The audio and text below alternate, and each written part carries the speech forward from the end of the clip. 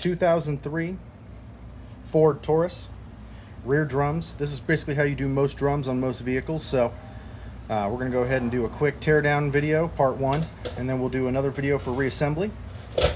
So I'm going to show you how you can get this done. Had a leaking wheel cylinder, saturated the brake shoes, unfortunately ruined them, so we're going to go ahead and do hardware, shoes, cylinder, and a new drum with it. The old drums were too worn out, and it caused the wheel cylinder to hyperextend and pop out and start leaking all over everything. So we're going to go ahead and knock this out and show you guys how to do it. So we're starting by taking off the nut on the back of the wheel cylinder. Sometimes you have to spray a little WD-40, PB Blaster, whatever you've got on hand that is an anti-rust chemical, so you can break it loose. In our case, these ones actually came loose pretty easy. Not all of them are like that, especially with some of those states that use salt on the road, get a lot more rust.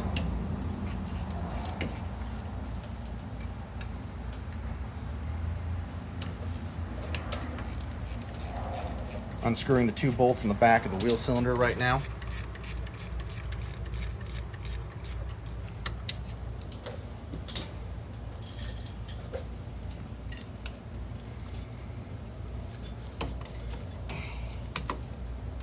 Spring retainer for the adjuster. Watch yourself. Definitely wear your eye protection, guys. Sometimes they don't want to come loose. We actually have new hardware, so we will be probably... Looks like he's going to go ahead and take it off the right way rather than show you guys how we do it, which is probably just go ahead and cut it off because we have new hardware to replace with. But this is a fancy tool from Lyle. Allows you to screw down and grab the hardware. Very useful.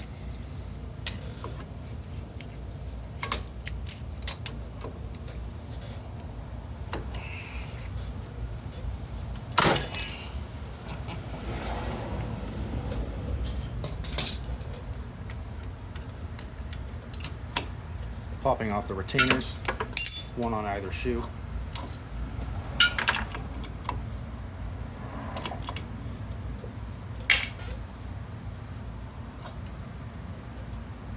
That was the adjuster we just removed. Removing the second retainer. These are really easy. You just push and twist, and it unlocks the cap on the end of it.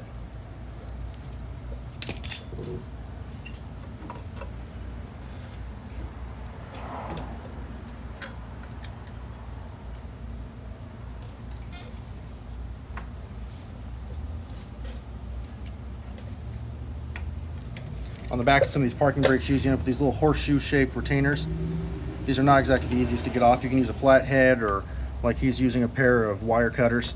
You can kind of just break off the ends, or if you've got a flat head, you can spread them apart and then tap them out with a hammer.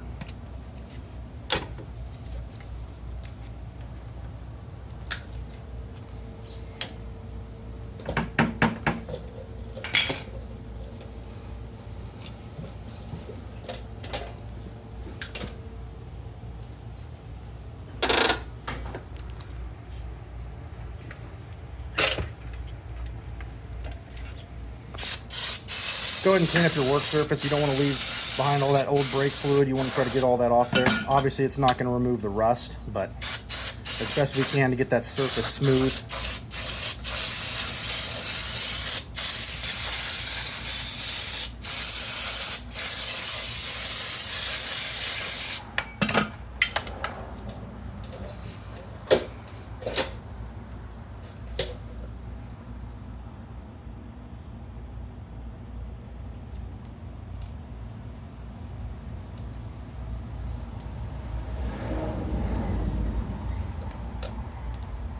Now, if you want to keep from making a huge mess here, you're going to want to have one of these brake line clamps. There's all sorts of different styles and looks and different versions different companies sell, but we got a very simple one here. Just pinches down on the brake line and allows it to remove the brake line without leaking fluid everywhere.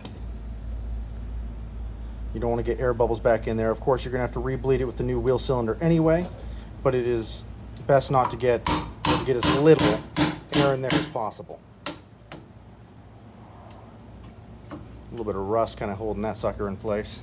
You can see where that boot started to come off, and internally it was leaking. So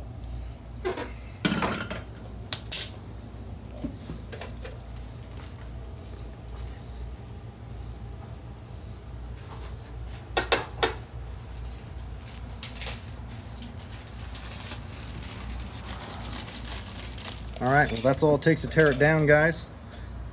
We'll go ahead and send you another video after we've gotten it ready and prepped, and we'll put the new one together and send you that as well. So be waiting for that post. Should be right after the first one, as long as time's permitting.